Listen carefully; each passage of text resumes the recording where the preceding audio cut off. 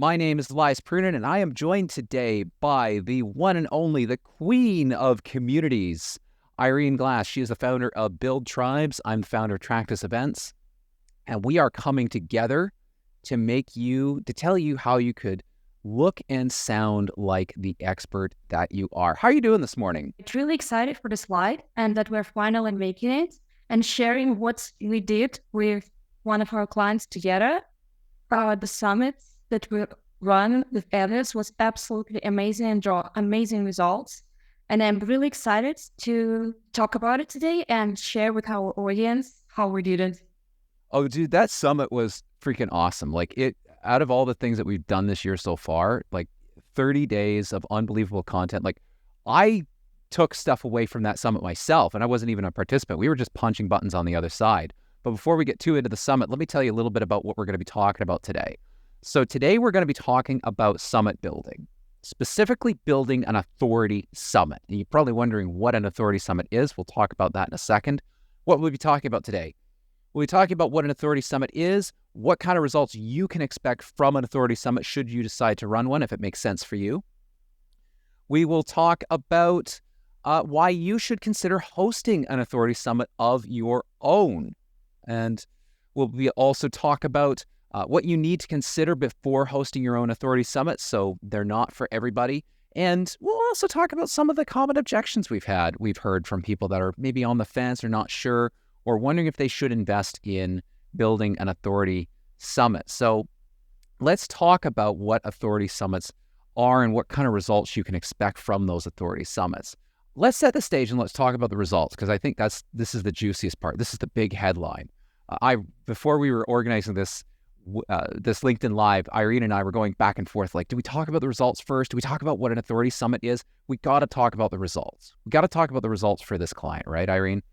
Let's talk about what we did for them and what kind of results they got. Give us the headline. 40K in 30 days is a result that sounds almost unbelievable, from something that we host together with Elias. And basically we achieved a bunch of stuff aside from the revenue goals. And by the way, it's not counting LTV because this was a community. And with the summit, we retained most of the subscribers who were under renewal because we opened the community exactly 1 year ago before we hosted this event. We upsold them and launched a new high-ticket offer in the middle of summit that was around 5K and increased the price of the existing offer. And this summit was an amazing engagement event for the entire community.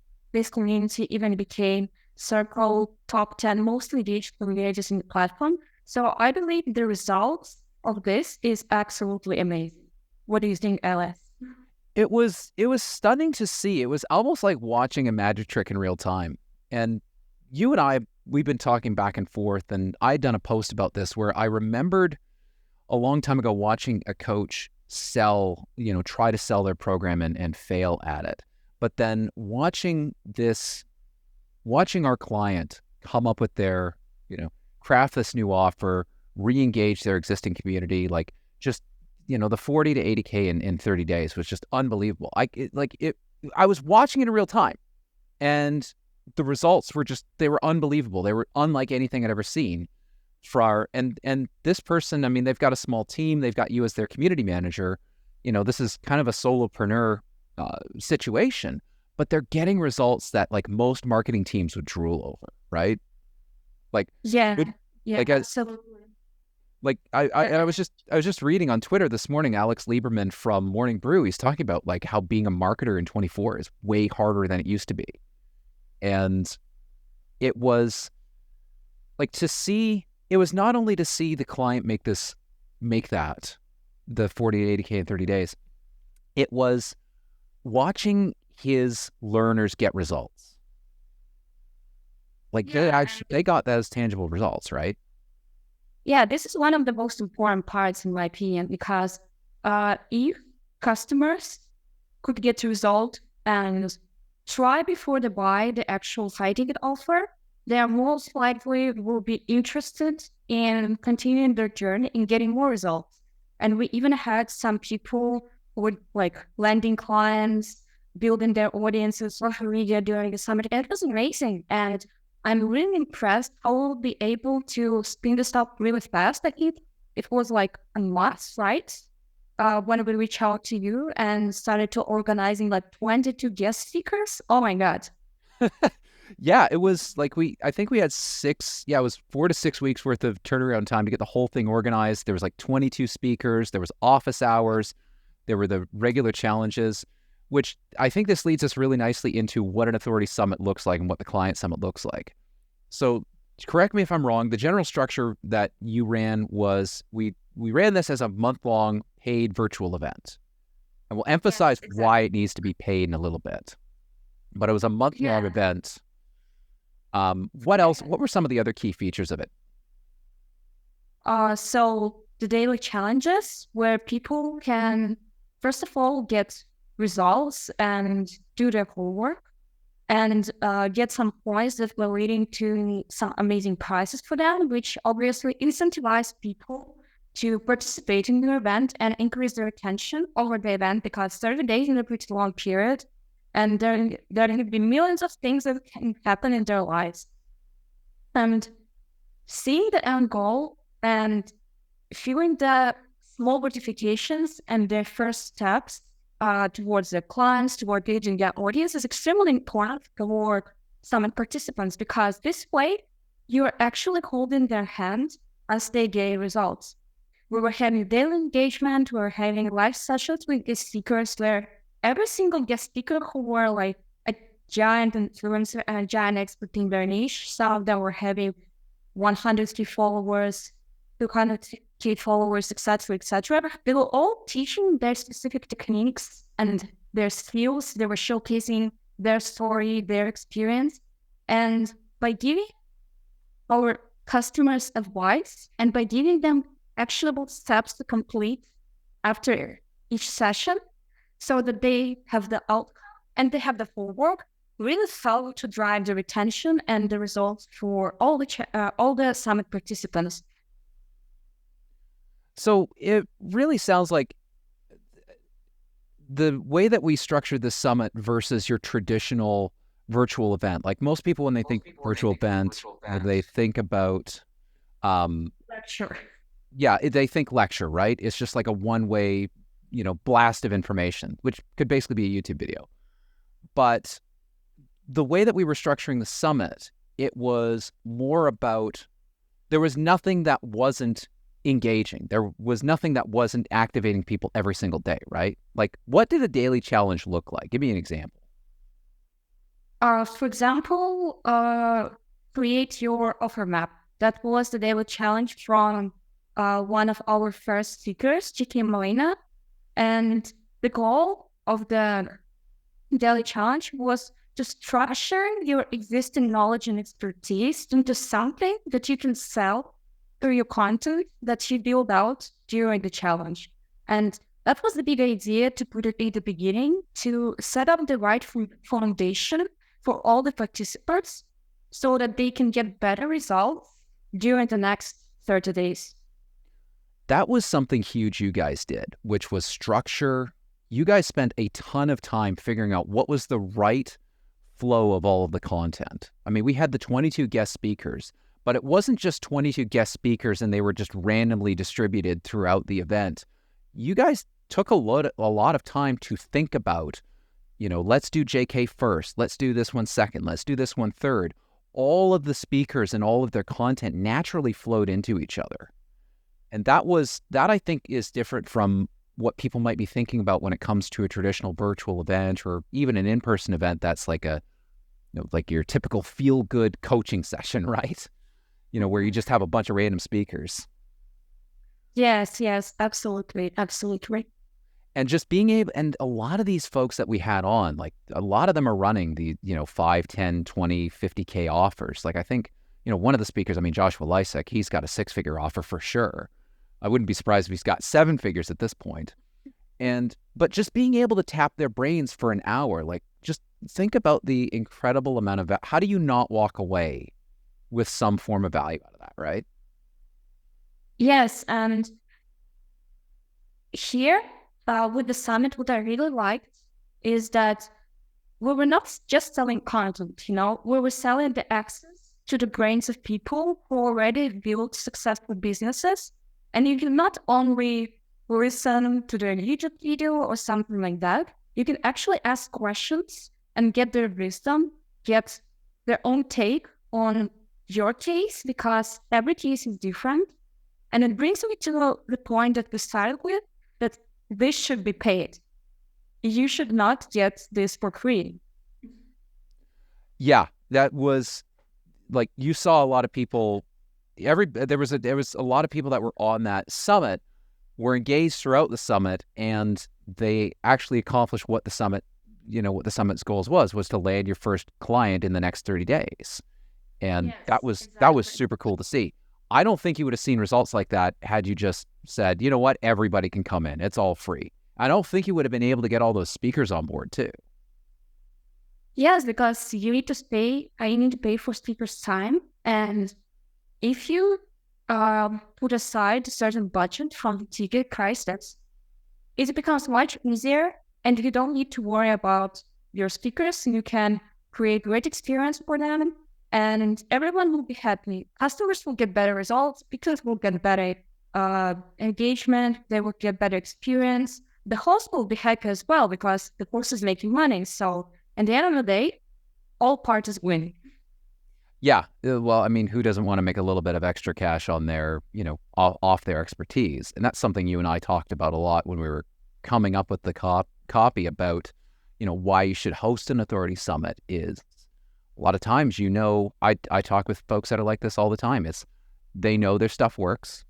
Their clients can't stop raving about them, but closing new clients just feels harder than it should be. And we'll touch a little bit more about that one. In fact, that's a nice segue into what we're going to talk about, which is why you should consider hosting a summit.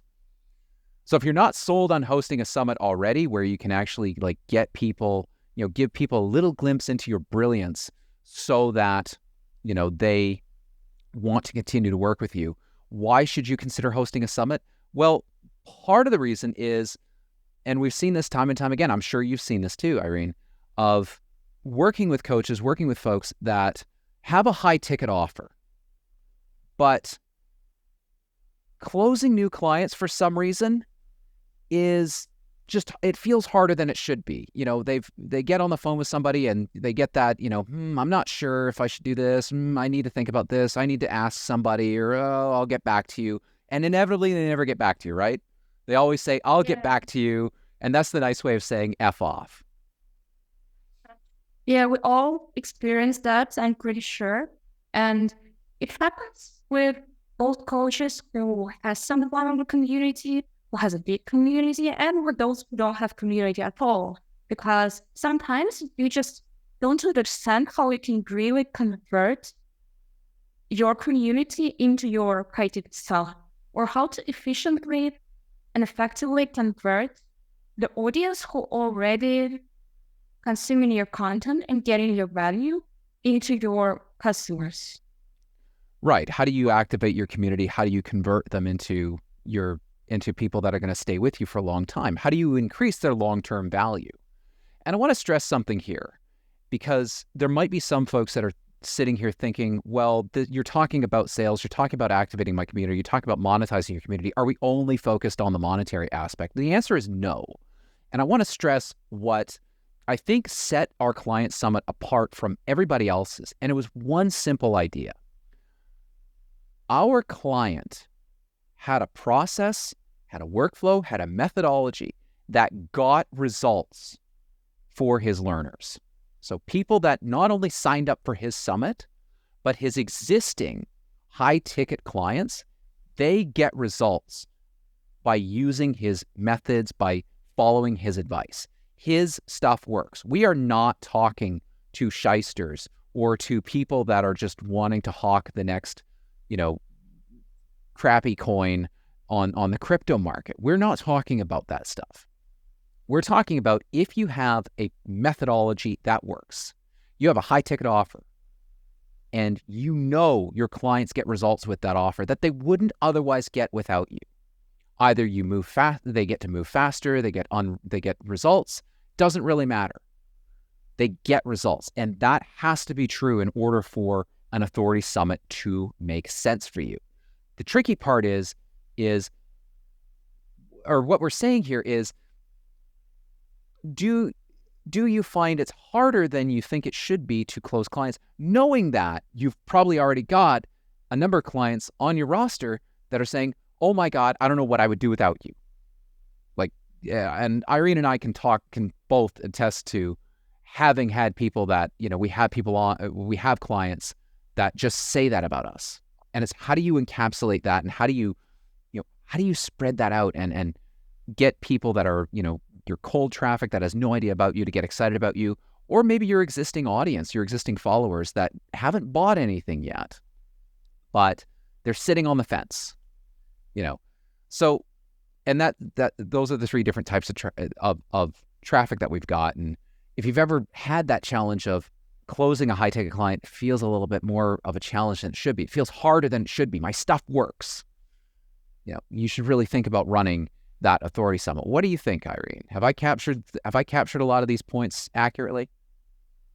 Yes, absolutely. And I would say it's not only about generating revenue. It's not only about qualifying and pre-selling high-ticket prospects, but it's also about building your audience. If you're involving other speakers, it's about giving your product more authority. Because if someone with 100K followers can vouch for you and want to come to your summit, and you have less, maybe you have like 10K, 20K, or even less. If a person with 100K followers wants to speak on your event, you're legit. And by running the promotion for the summit, using the audience and the expertise of your speakers, you're also building your audience and your credibility. Yeah, because otherwise, like for some of those guys like J.K. Molina, Joshua Lysick, honestly, not just having those as part of the summit gave the summit a ton of authority. It's like, oh my goodness, this guy is good enough that he's getting these high caliber speakers. And, Audrey Lowe as well, like the fact that she came on and gave her knowledge was just the ton of the value that was in that summit was incredible. And what I think was really cool about it, and this gets missed a lot, is you've got a lot of times you have folks that they have their high ticket offer, right? They've got some big high ticket offer, and maybe they've got like a low ticket course, like a DIY kind of thing that you can go and buy, like a PDF or an ebook or whatever. But they're trying to figure out like, what can I put in the middle?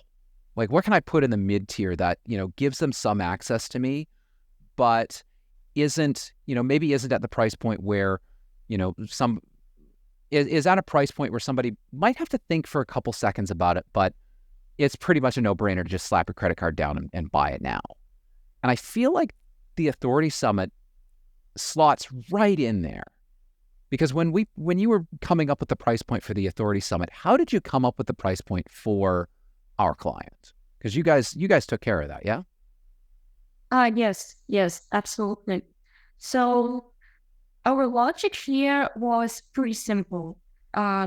We tried to run a lower ticket challenges before, and we knew that this kind of events convert pretty well, but we felt that maybe we should try something more high ticket to bridge the gap between a more high ticket product, obviously, and the basically nothing, right? Because if someone pays $50, would pay like $5,000, for example.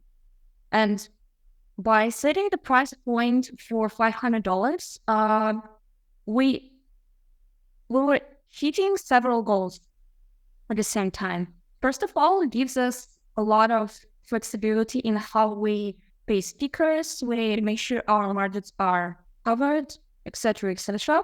And at the same time, you won't be attracting just brokies or beginners. If you just like as if we're setting the price at $50, for example. And we really wanted to make it an exclusive experience. And in my opinion, if you're inviting 22 experts from your niche, it's something that costs $500, right? Yeah, and getting access to all those folks, like that, in my mind, the fact that you had access to the 22 experts plus the founder of the summit, it was like that made it a no-brainer. Like, how are you not going to walk away from this summit with something of incredible value, right? Like it was, yes, it creates a lot of FOMO, Like, imagine you are not there. Imagine you are not listening to those 22 guest experts. And then when our client leveraged the people in the call to take photos of the live sessions and post it to social media and tag, like, dude, I swear we could have run some more ticket sales for that. But like it generated so much FOMO. It was so good. And it was such great free publicity for all of our speakers too. And everybody's always looking for events to speak at, right? Yeah, absolutely. Absolutely. So a couple of important points about running a summit. And again, we've said it a couple times now, this summit's got to be paid. Like you're not, if you've got millions and millions of followers and you're somebody like Alex Hormozy that can just afford to tank a hit because you're going to make it up on the back end with, a 7-figure offer, then fine, run a free summit and have fun with it. But chances are you're probably not at Hormozy scales yet. If you want to make free content and put free content out there, by all means do that. But I wouldn't make a live summit like what we're talking about be free. And part of it is because Irene's seen it in the math that they've done on the back end offers. The lead that pays you $1 is worth thousands of $0 leads. Psychology tells us that if somebody is willing to pay a little bit of money now, they're more likely to pay you more later. And plus, if you're going to have guest speakers, and one of the best ways we've seen this, not just with authority summits, we've seen this with any kind of in-person virtual hybrid event, is if you make your speakers affiliates. This is a big one. If you make your speakers affiliates and you're charging enough, you're going to have enough margins to actually pay their affiliate fees. Speakers love affiliate fees, by the way. They're getting, not only are they getting paid to speak at your event and build authority, they're getting paid. Like it's a win-win for everybody. Another thing to keep in mind when you're running your summit, and this is where it differs from your traditional event, is that it is very much active. Your attendees need to be doing some level of work. So yeah, are they paying to do homework? Or is it like we're back in college? Yes. Are we assigning them nonsense homework that doesn't actually move the needle forward? Absolutely not. Like the work that these folks were doing on this particular summit, and Irene, back me up on this one.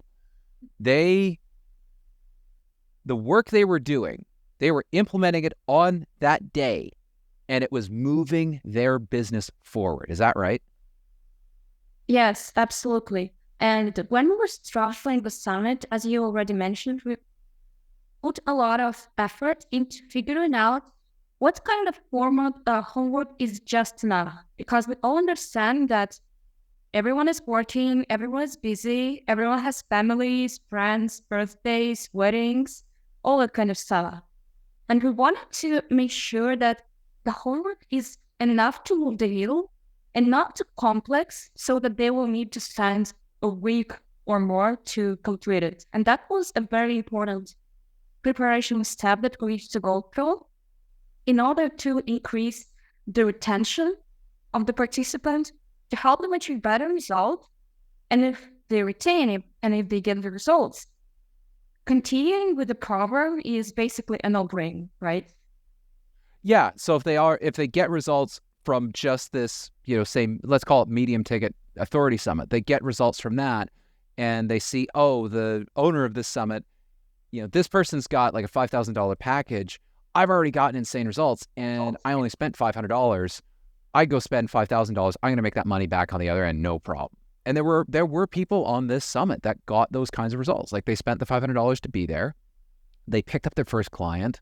In some case, I think there was at least one person who picked up at least more than one. And for them, it was like it was a no-brainer to move up to the higher ticket offer because they knew they were going to make that back.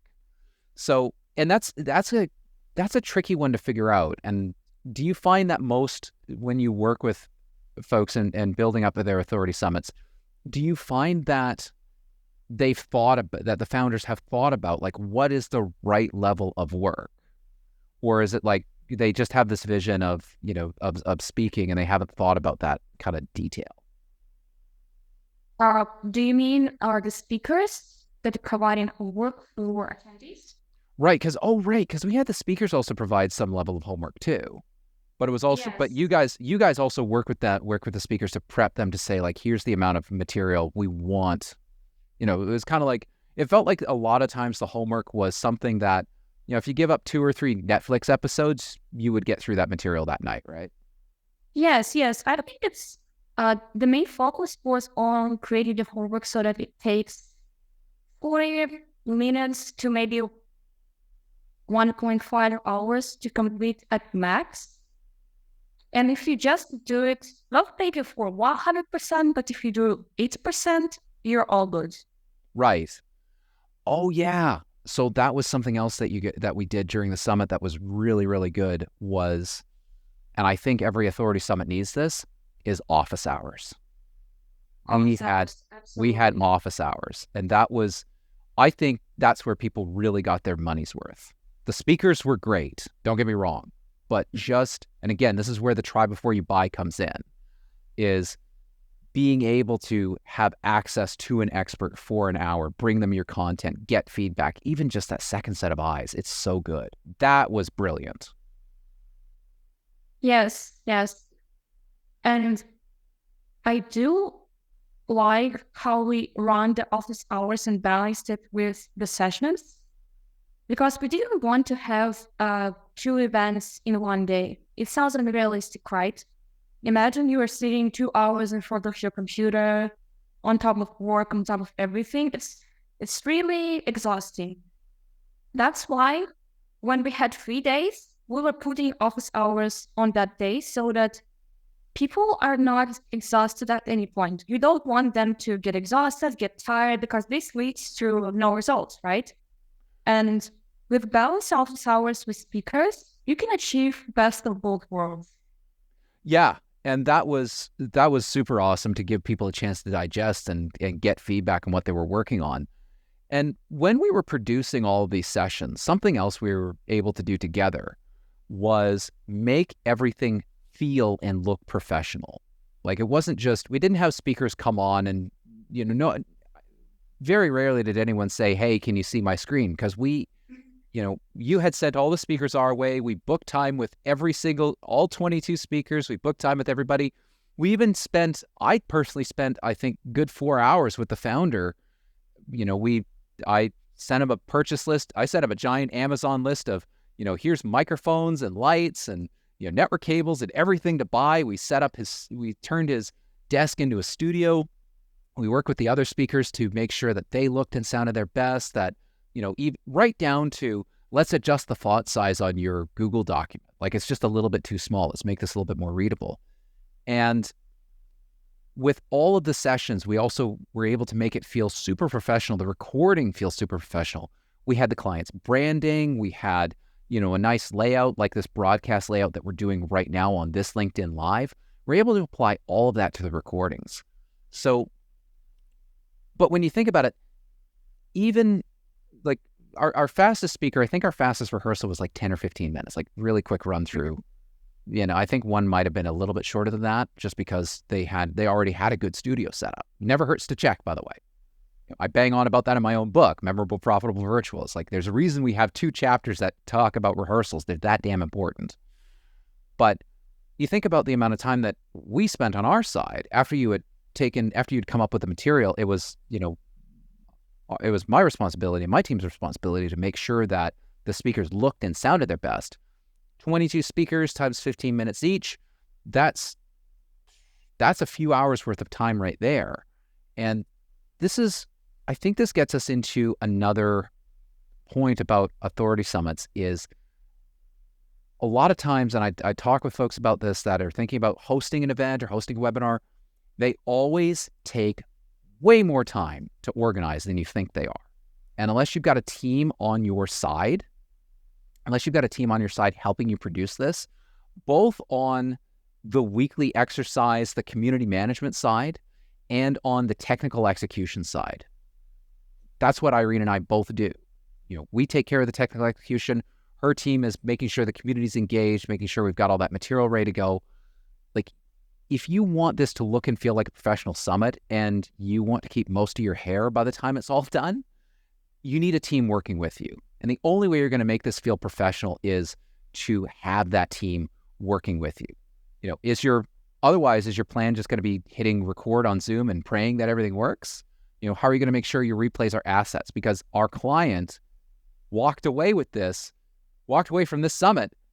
He's got how many recordings that he could turn into a number of low ticket courses.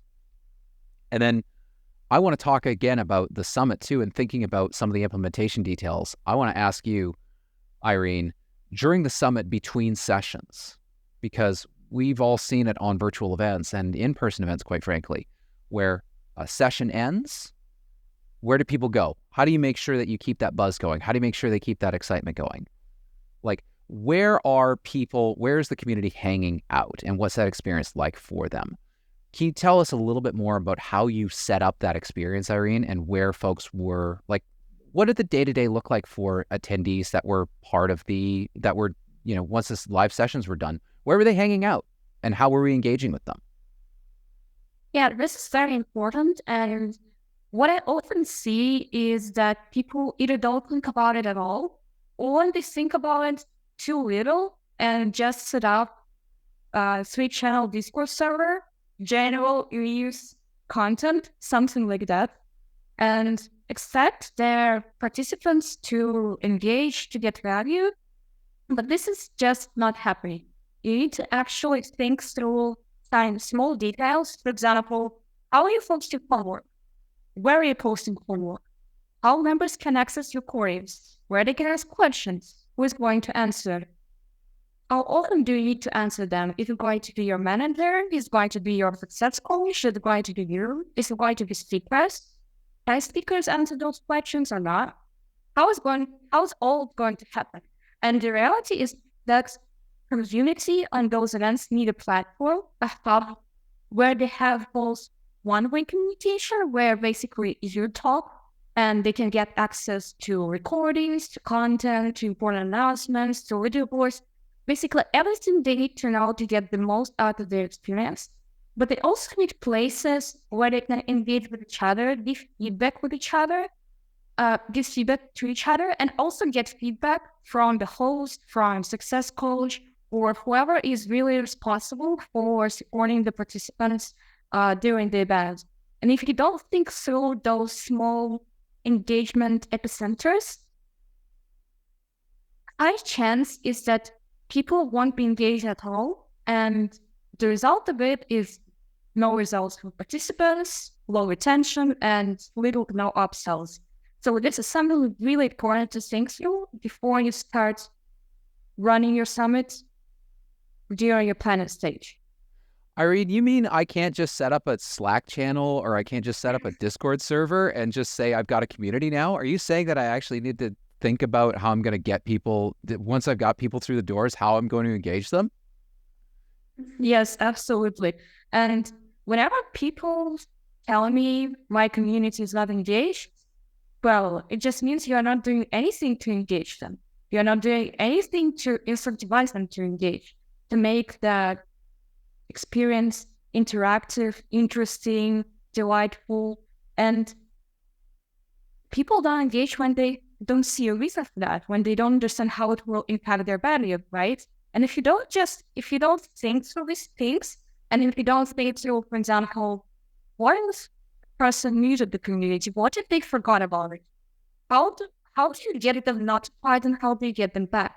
And because of that, during the summit, we were not only using the community platform, we were using the email notifications, which is really important part of the community, but we're using some internal platform notifications, and people are able to customize them because no one likes to be bombarded with 1,000 messages. So you can decide what kind of participation level you want, whether you want to just keep up with important news and a couple spaces where you can get your question answered, or you want to have the full experience. There's a lot of detail that come into the engagement and organization of the community part. Speaking of organization and community, we need to talk about instant gratification, or otherwise known as gamifying this content, because that, I think, was really cool that there were leaderboards and there were prizes available. Because like we as human beings are not good at delayed gratification, right? We want to know we're making progress. And that was super cool to see, the leaderboards and see like who's kind of doing the best and spurring on some of that competition. Talk to me about some of the gamification, what you guys thought about when you were coming up with some of those challenges. Yeah, absolutely. So, long ago, maybe about 1 year and a half or something like that, we were running similar events on a very MVP basis without gamification. And what we were noticing is that people usually fell off after the first or second week. And we were thinking, why engagement drops? Why people are not doing their homework? Because we still host calls, we still have discussion spaces, everything should make sense, but for some reason they just stopped doing it. And then on one of the events, we decided to try something new. What if for every action that moves the needle for our members, we'll give them points? What if after completing the homework, they submit it to a certain place, and they instantly get points that are updated automatically on the leaderboard where everyone can see where they are, how many points they need to get to advance, and what kind of prizes they get for all the levels where they can get, basically. And after we introduced it, the retention increased dramatically. And for the sum, I think it was close to 85% or something like that. And a lot of people were still coming to calls at the end, despite we had 30 days in a row, right? And this is the magic of gamification. Because without it, people, yes, they understand they need to do it. But when you add leaderboard on top, and we were always reminding them about it, we were posting virtual leaderboards where everyone can see on a nice design screen where they are, what's the price, all that kind of stuff. And when they see this movement, this competition, because we all kind of competitive, especially in entrepreneurial, right? When they see it and when they feel it, the retention can increase drastically. That was something I was very surprised by. Again, producing virtual and hybrid events, we see that day 3 drop off. I mean, we had an in-person conference where we had a split across 2 rooms and an air wall between them. On day 1, we needed every last chair in that room wide open. By the time day 3 rolled around, when we were at 5:30 p.m., we only needed half of that room, and even the half of the room that we had was a little bit too much space. And that's a physical in-person event. Online, we saw just as many people. I remember this. I remember seeing in the Zoom list just as many people than we did on day 1. In fact, I think we even might have had a slight bit more. It was really close, and I was stunned. I've never seen an event like that where you retain people so well. The retention was thanks to that gamification, like you mentioned. It was, you guys had masterful design of the homework. I mean, if I put my certified technical trainer hat on and think about adult education, the assignments you guys designed were perfect. They were perfect for the audience and where they were at. Barry Grossman says gamify, gamify, gamify. That's, I don't know, if we can gamify and we can get, if we can get people to a little bit of that dopamine rush, that instant gratification, because let's face it, they're going to be searching for that somewhere else. Like, whether they're going to be searching for that anyway. Everybody's looking for instant gratification, whether they're going to go on their phone and doom scroll for a whole bunch, or they're going to go on, another platform, or they're going to go drink coffee. you might as well capture that dopamine rush. You might as well capture that. And you do that through the gamification, and some people might say like, well, why aren't people just intrinsically motivated to do this, bruh? Well, when you're starting out, you probably had external motivation before you saw a major success. Like once you are successful, that's just going to snowball and you're going to want to continue to be successful because you're successful. But like in the beginning, where a lot of these folks were when they joined the summit, they were, that if that helped move the needle and get them success, it was worth making. So we're moving right along here. We got a few common objections about, why you should run a summit, but like reasons why you might not want to run a summit. And I think the first major item on your mind might be, well, why don't I just invest in doing SEO, in investing in doing paid advertisements, in having a website, creating YouTube content, posting more on social media? So why do an authority summit and go through all this work? And by the way, it's not a whole lot of work if you're working with Iren and I. Hint, hint. Got to put that in there somewhere. But why go through all this process, do an authority summit, if you could just do, what might seem like the low-hanging fruit, like website, YouTube content, live streams? Why should we just do this? And when Iren and I were noodling this around, part of it is because those are all audience building techniques. But an audience is just an audience. It's not a sales funnel. And if you start thinking in terms of a sales funnel where you have your low ticket stuff at the very top, and then you have your very expensive done for you offer at the very bottom, it's like the Authority Summit can act as your sales funnel. I mean, Iren, let's go back to the numbers here and talk about, before the summit, we were concerned about retention. We're concerned about reactivating the community. We've got that new high ticket offer, and we wanted to not just maintain the price, but increase the price and close more people. Would any of that have been possible with the same level of work that was done in the same period of time that we organized the whole thing? Because you think about it, we spent 4 to 6 weeks preparing the summit and then 4 weeks executing it. That's that's what, 8 to 10 weeks in total effort. And yeah, I think so. And the reality is that if you are, we can always scale revenue gradually, right? A/B testing, growing email list, buying new ads, etc., etc. And we've been just gradually growing the community over the year. But with the summit, we did a giant jump. It was our best of the best months, to be honest. And 8K in 1 month is pretty a lot, right? Although you need to pay for some just speakers, etc., etc.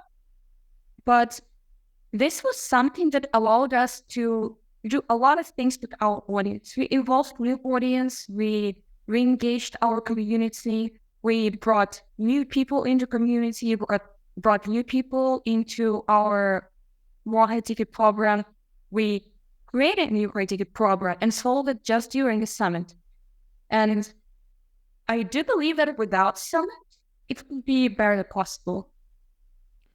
Yeah, the summit accelerated all of that. I think this is why I led off at the beginning of the hour with the idea that your stuff works. I keep coming back to that. Your stuff works. You get results for people. It just feels harder than it should be for you to find those new clients and close those new clients. Again, going back to what Alex Lieberman from Morning Brew says, talking about, spoken to 5 marketers in the last 2 weeks who said they had to cut budgets because we can't scale paid effectively like we're used to. Customer acquisition cost is rising. So what can you do about it? Well, you can reset growth goals, come up with the 10x better product, but that doesn't solve anything. Like, we can all come up with new products and new offers, but we have to get enough eyeballs in front of that. You can just try and find and scale new channels, like run a bunch of YouTube ads, run a bunch of Facebook and Twitter ads, for what good that's going to do once you're at that scale. It's like, try to come up with, tons and tons of content, try to come up with viral ideas and cross your fingers that going viral turns you into this revenue generator magnet. Spoiler alert, it doesn't.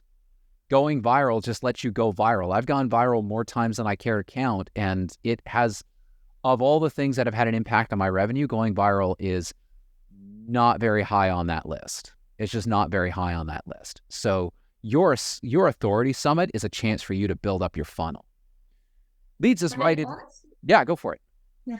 And I also think that, circling back to the comparison of the marketing stage in 2018 and 2024, I feel that the try before you buy kind of offers, which are webinars, workshops, interactive events, challenges, summits, become more and more popular. Right now, I see creators start to run their challenges to try new ways to show their audience how working with them really feels like, because just sending emails doesn't work that well anymore, in my opinion. Yeah, people are used to cold emails. They're used to cold DMs. They don't have the mystique that they used to. And there's no doubt you can create good cold DMs. You can create good cold emails, and they can still work. But you have to be smart and strategic about it. You can't just go and send out a million cold emails and you'll close off it. It's not 2019, 2020 anymore. The market has sophisticated. So if I think about what you just said in the lens of somebody like Daniel Fazio, who always cold email wizard, who always talks about offers. And one of the ideas he talks about a lot is that of risk reversal. Let's face it, $500 for a summit access, depending on where you are in the world, that's a day at Starbucks, or that's your monthly salary. And we did have folks on that summit that ranged that whole gamut. And working with a client directly, is $5,000 to $10,000. That's a lot of money, no matter who you are. I mean, if you're Hormozy, maybe not, but it's a decent amount of money to just, plonk down and not feel that effect. Like you're probably going to feel it when $10,000 leaves your account. $500. I mean, what's a good night out cost these days? Probably at least that much. So it is a way to de-risk working with you. And at minimum, even if that lead doesn't end up working with you or buying your high ticket product, there's an opportunity to cross sell them to maybe your community offer, maybe downsell them to a lower ticket product that you've got. There's a lot more options. So I touched on this earlier. I was kind of mocking, just like I've already got Discord, I've already got Slack, I've already got Circle, I've got, I know what I'm doing. I know how to mute and unmute channels, and I've set up notifications. I've already got that. So why do I need to invest in doing an authority summit? I've already got a community. I've already got I've already got a site set up. I've already got a Telegram, channel going. Aren't I good? Do I really need to run an authority summit? What do you think, Iren?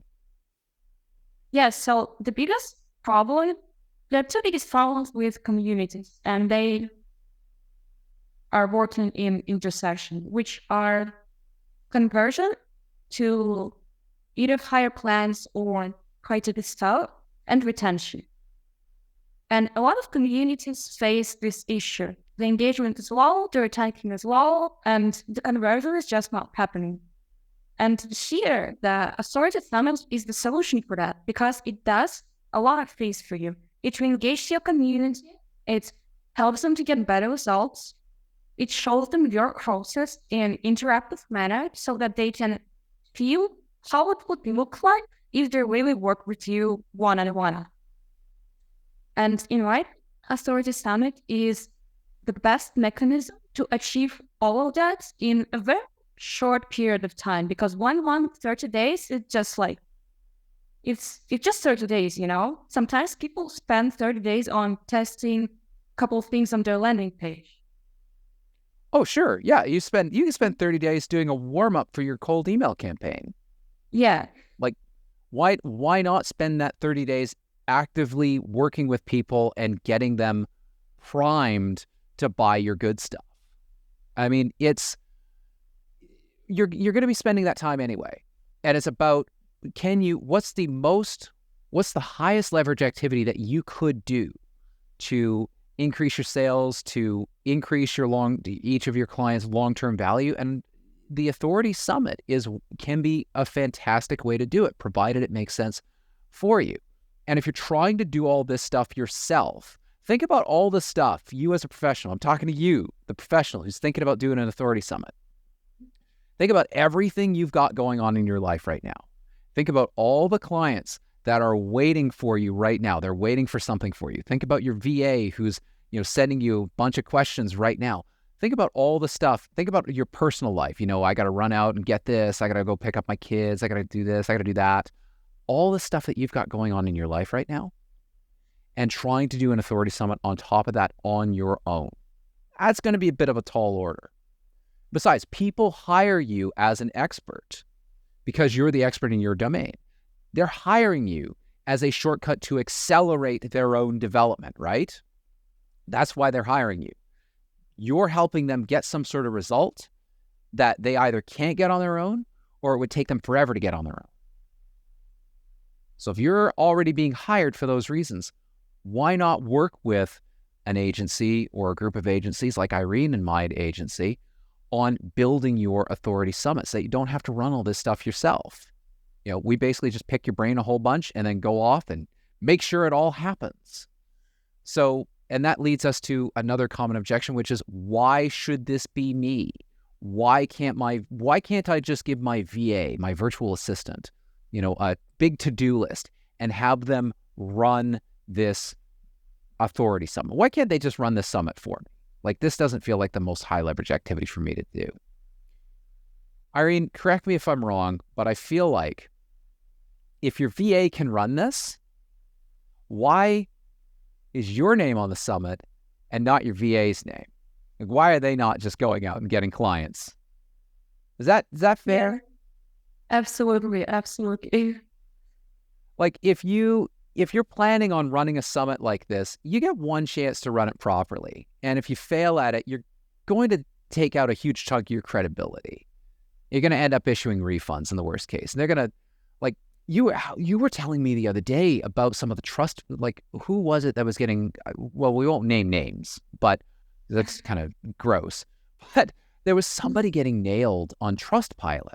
You were telling me about some Trustpilot reviews and some Google reviews from it was either a summit or some program that just went completely sideways and everybody just demanded their money back.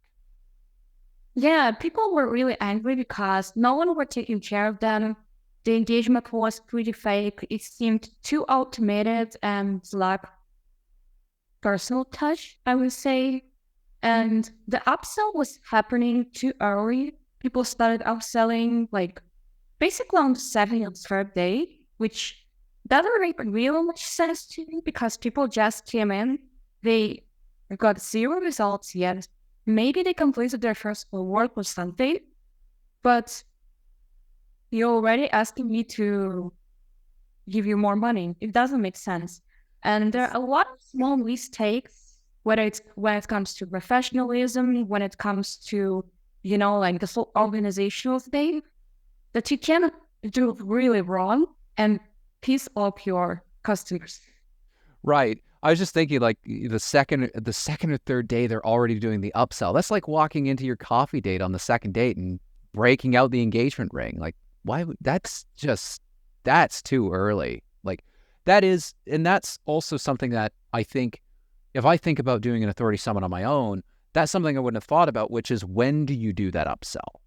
Because there is a good, you were able to sequence that upsell in, and this was the magical part. It didn't feel like an upsell. It felt like the next natural step with the conclusion of this summit. It felt like the next natural step.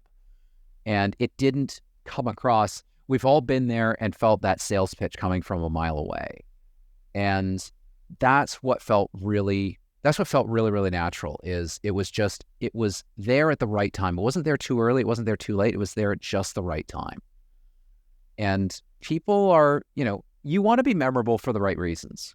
And if you want to be memorable for the right reasons and increase your long-term value, make it a little bit easier to close clients and have a bunch of content that you can then repurpose. I mean, an Authority Summit is something to seriously consider. I'm not going to sugarcoat it. It does take a bit of effort to put one on.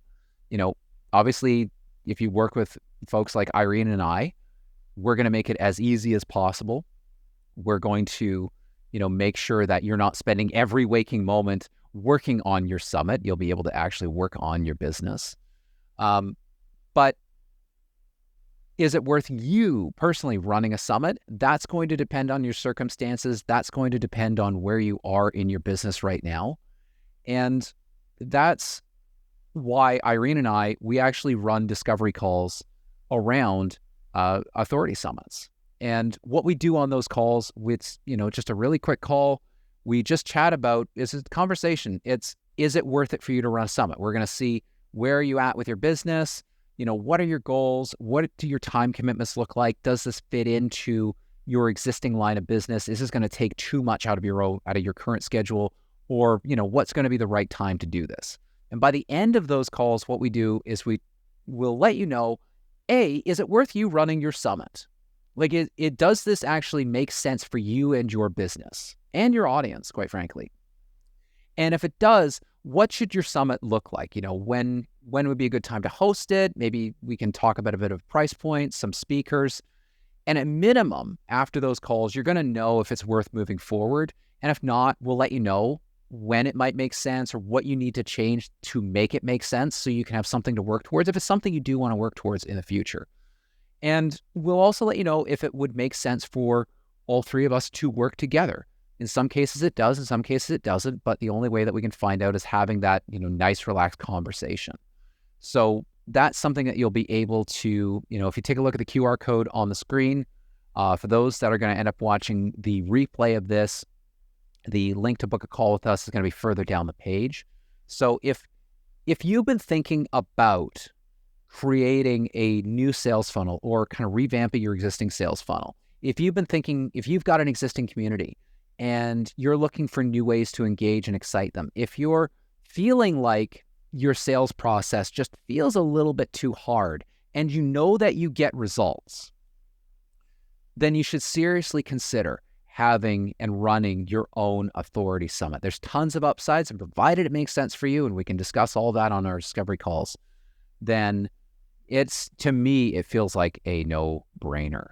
So we are coming to the end of our session. Iren, do you have any closing thoughts for everyone that's watching today? To be honest, if my audience were just a little bit bigger, I would drive for myself. Yeah, well, you know what? When we get your audience just a little bit bigger, I think you and I are going to be collaborating on an authority summit just for you. I think they're in our own futures too. But that's one thing, is like, you don't need to. What we did see during our client's summit was you don't need to have the biggest audience in the world. Like, you don't need hundreds of thousands of followers, but you do need to have somewhat of an established audience. So that is an important thing. And again, that's stuff that we discuss on our calls. And you've worked with a number of different clients, activating their communities and building them up. So know that you're in good hands on the event production and the community management side, should you decide to work with the two of us. But I believe that is all we have for today. Again, if you're interested in running your own authority summit, see if it makes sense for you, check out the link on the page below. Check out head to the QR code, book a call with us. Happy to chat with you. My name is Elias Puurunen. We've been joined today by Iren Glass. She is the queen of communities and community management. Came up with all sorts of brilliant ideas for our client summit. Authority summits, I feel like they're going to be big very, very soon. And I hope you think about running one. Thank you so much for tuning in, and we will chat with you another day. Have a wonderful day, everyone. Take care. Bye for now.